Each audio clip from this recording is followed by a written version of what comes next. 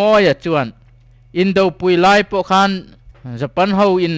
min lo runa min lo kap tak tak mai chu lian à chuan chu in thi lo moi chuan thi lo ten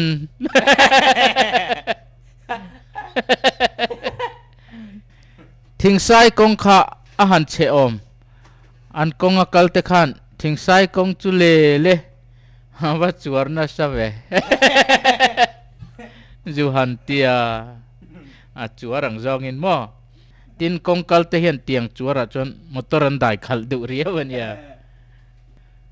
kor thara lei ve a hangor lu tuka a korma milem pon an ning nganga niang a trap top mole setan apona oi ilawang nau pang pakhat po kha class 5 kha ania class an nei lai kha nia a voya a jak lu tuk chu phei khok ding lam phei khok vei lam te ti ve apu kha thing tlang a oc no ma alal viau maya aizola zukala traffic police an mu chu lal an ti mai khopa kan khwa chuan apu lal bera aizola chuan korvar hain du le kaltira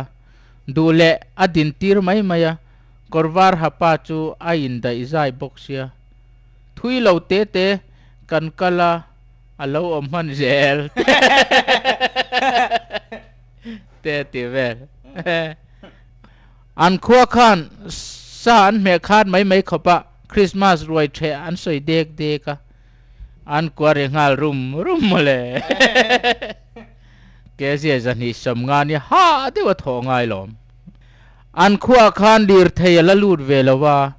rin lo takin bai ka tlan lut ve thut mai chu veng pa hawin bu her khol chua ke mon tian luai an a om le maya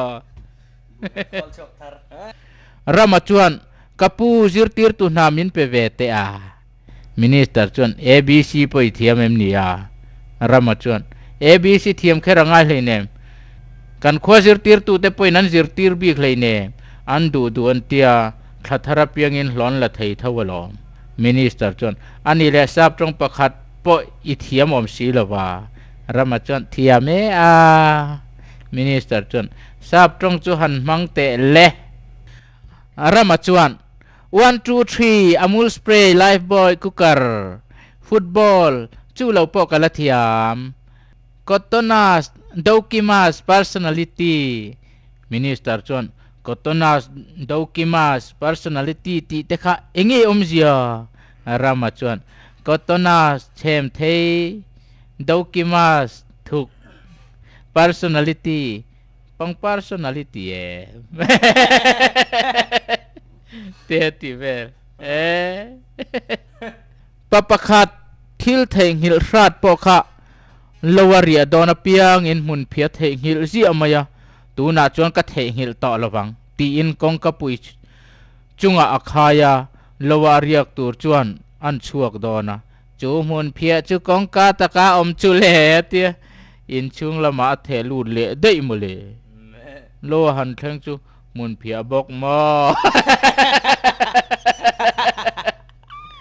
ati vel dingot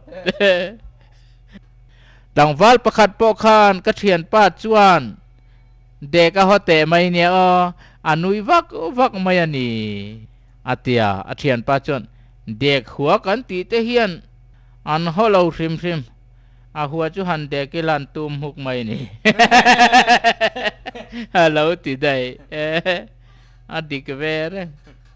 a huwa chuan an nui mai lo an nu chu an ngam lo mai sin a motor khal lai le ba sanin suwa hey nang ma motor mi an tia anei tunu pasal hi kan ya te ti ve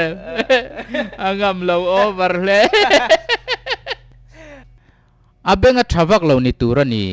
khongai kaldo nan tia I chefe jok zirtir tu in du lem ziak ra u atia beng korong chung lem juk han ziak la tamole ado he mai sin ama khe chiang tu te chuan athu soi hi za asom ko pa ko hi do tania za pakhat hi rin hlel tur anti top ado he ve le mai mo nu pakhat po hian a fesual ve o masin o Jerusalem ka thengil che chuan ka nar hi ka danga bet tlat ro se